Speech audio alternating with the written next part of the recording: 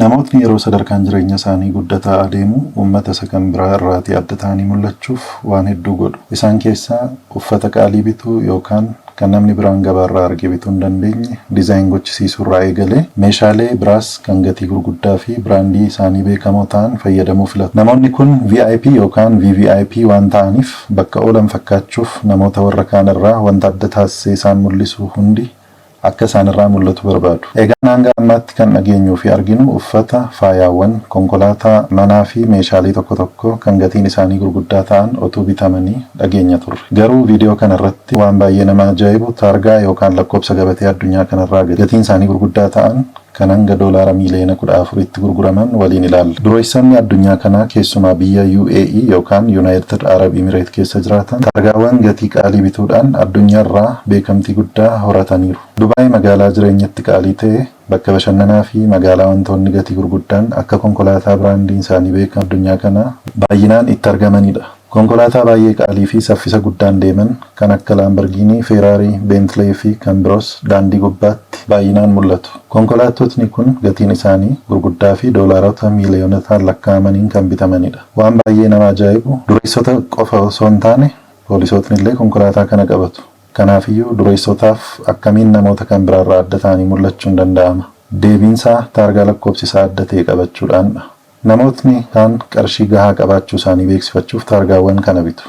Warri kaan ammoo buufatanii gurguruuf bitu. Taargaan argitan kun addunyaarraatii baay'ee qaalii kan ta'ee fi doolaara miiliyoona 14.5tti kan gurguramedha. Gatiin kun konkolaataa Lamborghini gatiin isaa giddu galeessa 36 yookaan McLaren GT 70 bituu danda'a. Dubaayitti lakkoobsa gabatee dijitii 5 qabaachuun kooman yookaan hunduu kan qabachuu danda'udha. Garuu 4 fi isaa gadi yoo qabaattan namootni salphaatti akkasiin dureessa taatan hubachuu jalqabu. Dijitii 4 qabaachuun doolaara kumoota muraasa isin baasisa. Kun ammoo jireenya gahaa jiraachuu danda'u keessan mul'isa.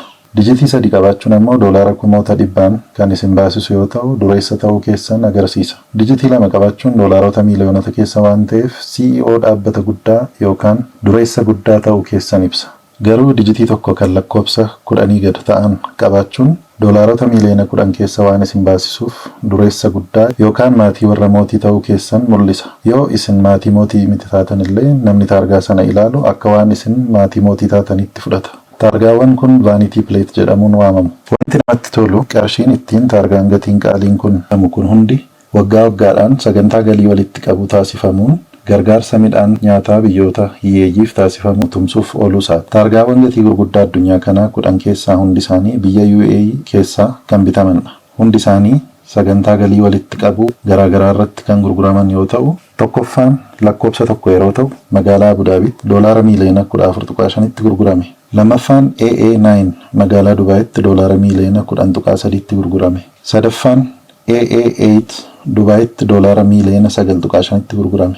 D5 magaalaa Dubaayitti doolaara miiliyoona 9.5tti gurgurame. Akka haaraatti kan redesign godhame lakkoobsi tokko magaalaa Abu Dhaabiitti doolaara miiliyoona 8.4tti yoo gurguramu warri kaanis miiliyoonota muraasaan itti aansanii jiru. Taargaawwan qaaliin kun biyya UAEtti habayyatan malee aadaan akkasii kun bara 1903 biyya United Kingdom UK'tti kan eegaledha. Biyya UK'tti bara durii irraa kaasee namoota aangoo gurguddaa qaban biratti A1 taargaa gatii qaalii kan jedhamu yoo ta'u, F1 kan biyya UK'tti argamu kun waggoota muraasa dura doolaara 575 kan bitame yoo ta'u, amma garuu doolaara miiliyoona 44 baasa jedhama. Biyya USA State Californiyaatti kan argamu ammoo doolaara miiliyoona 24.3 kan baasudha. Viidiyoo bashannansiisoo, ajaa'ibsiisoo fi barnoota kennan akkasii argachuuf TikTokii keenya kana follow gochuu, hidhaasii gaditti argamu hordofuudhaan YouTube chaanalii keenya subscribe gochuu fi hiriyoota keessan afeeruu hin dagatinaa. Galatoomaa.